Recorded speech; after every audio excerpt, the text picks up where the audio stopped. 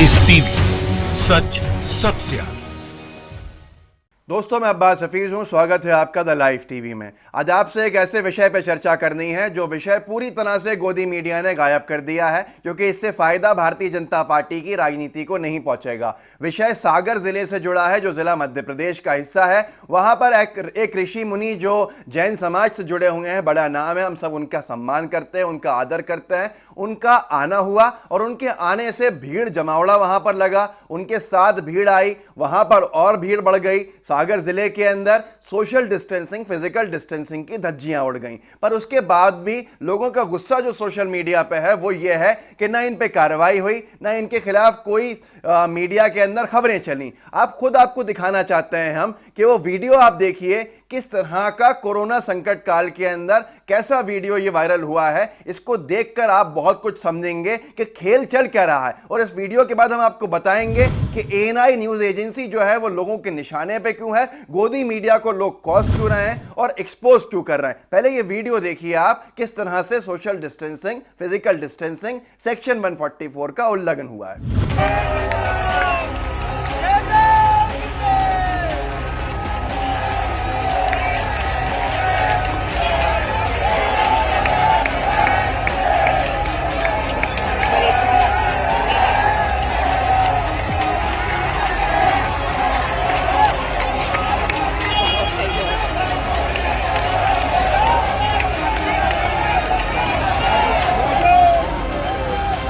दोस्तों, देखा आपने किस तरह से उल्लंघन हुआ, किस तरह से धज्जियां उड़ी नियम कानून की। पर एसपी साहब का कहना यह है वहां के कि मैंने आदेश दे दिए हैं, डायरेक्शंस दे दिए हैं जांच करने के कि अगर किसी ने उल्लंघन किया है फिजिकल डिस्टेंसिंग, सोशल डिस्टेंसिंग या सेक्शन 144 का, अगर कहीं वहां भीड़ जमा हुई है तो हम कार्रवाई करेंगे, केस दर्ज करेंगे। तो हुजूर, मैं आपसे इतना पूछना चाहता हूं और जनता पूछना चाहती है कि ये वीडियो काफी नहीं थे आपके लिए? जिस तरह से आपने बयान दिया तो मुझे लगता है कि कहीं ना कहीं किसी एजेंडा का हम शिकार हो रहे हैं, जो हमको समझना होगा। अब ट्विटर के ऊपर हंगामा हो गया है, सोशल मीडिया पे हंगामा हो गया है, और मैं आपको बताऊंगा कि सोशल मीडिया पे लोग क्या लिख रहे हैं और उसके मतलब क्या हैं, उसके मायने क्या हैं।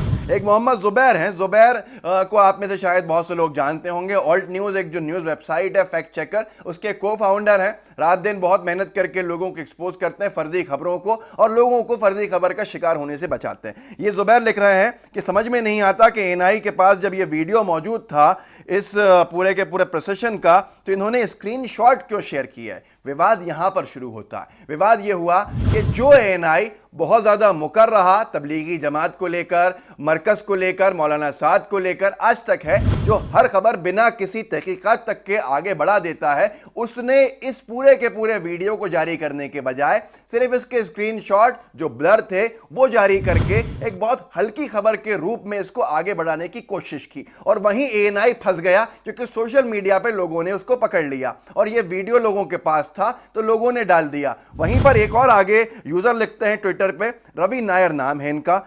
A huge crowd gathered to welcome a group of Jain monks in सागर। एक बहुत बड़ा क्राउड जो था वो जमा हुआ था, जैन जो ऋषि मुनि आ रहे थे सागर के अंदर, उनको स्वागत करने के लिए मध्य प्रदेश में। सवाल यहाँ ये खड़े होते हैं, रवि नायर पूछ रहे हैं कि जब ट्रैवल रिस्ट्रिक्शंस लगे हुए हैं, ट्रैवलिंग की पाबंदी लगी हुई है, तो ये लोग यहाँ कैसे आए? चलिए, स्पेशल परमिशन से आए होंगे, लेकिन क्या ये सोशल डिस्टेंसिंग के कानून का, नियमों का उल्लंघन नहीं है? आप, रवि नायर का कहना है कि सिर्फ इमेजिन कीजिए कि यहाँ पर ये लोग नहीं होते बल्कि मुसलमान होते तो आपका गुस्सा क्या होता। मैं भी यही कहता हूँ कि पक्षपाती बिहेवियर से थोड़ा बाज आइए। आप इस तरह से देखकर, नाम देखकर अगर गुस्सा करते रहेंगे तो नुकसान सिर्फ भारत को होगा और किसी को नहीं होगा।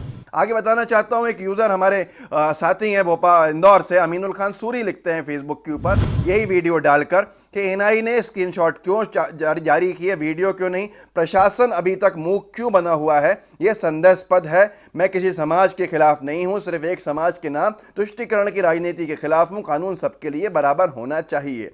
अब यहां पर एएनआई के बारे में जिस तरह से आज इसकी फजीयत हो रही है, थोड़ा आपको पीछे जाना होगा, क्योंकि बहुत से लोग आपसे कहते होंगे कि ये खबर तो सच्ची है क्योंकि एएनआई ने लगाई है, तो एएनआई तो झूठ बोल नहीं सकता। लेकिन सोशल मीडिया पे लोगों का खासा गुस्सा है। एएनआई ने जो पहले फर्जी खबरें शेयर की थी तबलीगी जमात को लेकर, क्योंकि तबलीगी जमात के ऊपर ट्रायल सबसे ज्यादा किसी न्यूज एजेंसी ने चलाई है तो वो एएनआई था, और एएनआई इसीलिए आज निशाने पर है कि तबलीगी जमात के बारे में जुबैर लिखते हैं उस टाइम पर कि तबलीगी जमात से जुड़े हुए खबरों को आप पढ़ सकते हैं यहाँ स्क्रीन पे 125 बार से ज्यादा मर्तबा दिखाया एएनआई ने और 46 घंटों के अंदर 2 दिन से भी कम समय के अंदर एएनआई ने तबलीगी जमात से जुड़े हुए इवेंट्स को बिना सच जाने झूठे सच्चे जो खबर आई उसको आगे बढ़ा दिया, वीडियोस को आगे बढ़ा दिया और लोग हमसे यही कहते रहे कि ये एएनआई ने दिया है। अब आपको आगे समझना होगा किस तरह से इनकी फर्जी खबरें पकड़ी भी गई थी।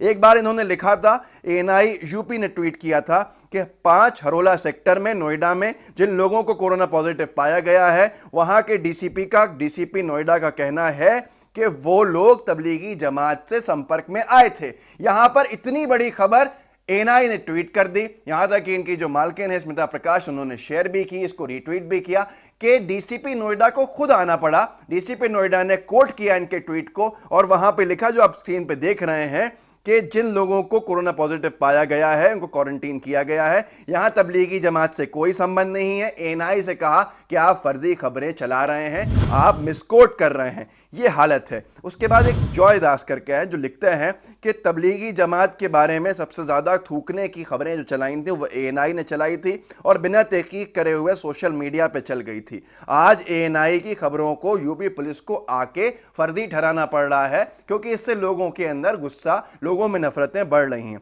यहाँ पर हैरत इस बात की होती है, लोगों का गुस्सा जो है वो इस बात को लेकर है कि पक्षपात क्यों है। अगर मौलाना साद साहब पे कार्रवाई होती है तो ये ऋषि मुनि साहब जो हैं उन पे भी कार्रवाई होनी चाहिए। क्यों आपका पक्षपाती रवैया है? और ये पहली बार नहीं हुआ है, ये होता आ रहा है। रामनवमी के दिन शिरडी के साईं बाबा मंदिर के अंदर जिस तरह से फिजिकल डिस्टेंसिंग की धज्जियां उड़ाई गई, सबने देखा, कार्रवाई कितनी हुई सबने देखा। क्या एक समाज को विलन बनाया जाएगा? आपको नहीं लगता कि हम भारत को कमजोर कर रहे हैं? इससे सिर्फ फायदा भाजपा को पहुंच रहा है। वहीं पर अगर आप दूसरा एक उदाहरण लें तो सूरत के डिप्टी मेयर जो भारतीय जनता पार्टी से जुड़े हैं, उन्होंने एक जैन सभा का आयोजन किया जिसके अंदर फिजिकल डिस्टेंसिंग, सोशल डिस्टेंसिंग की धज्जियां उड़ा दी गई। उसके बाद भी कार्रवाई के नाम पे सिर्फ खाना पूर्ति, कहीं पर खबरें नहीं, कहीं पर चर्चा नहीं। मुझे हैरत होती है कि चर्चा का डिबेट, क्या सारा का सारा गोदी मीडिया का कवरेज मौलाना साद, तबलीगी जमात, मरकज निजामुद्दीन इन्हीं सबको लेकर है जिनकी बार बार फर्जी खबरों को गलत भी ठहराया है। बहुत से लोगों ने यहां तक कि पुलिस को आना पड़ा है।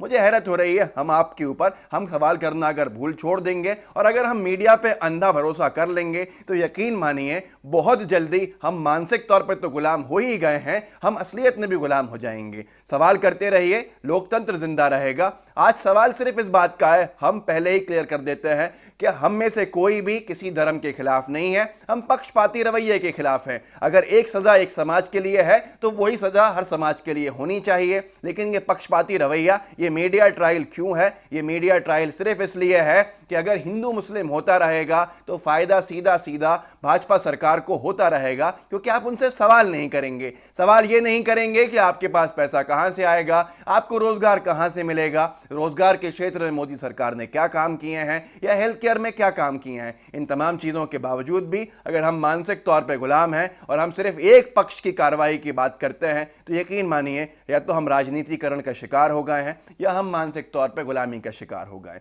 सवाल करते रहिए। अगर हमारा वीडियो समझ में आया है आपको तो इसको शेयर कीजिए, इसका लिंक कॉपी कीजिए, अपने व्हाट्सएप ग्रुप्स पे शेयर कीजिए, हमारे चैनल को सब्सक्राइब कीजिए, बेल आइकन दबाइए ताकि नोटिफिकेशन कोई मिस नहीं हो। जय हिंद, जय भारत। लाइव टीवी, सच सबसे आगे।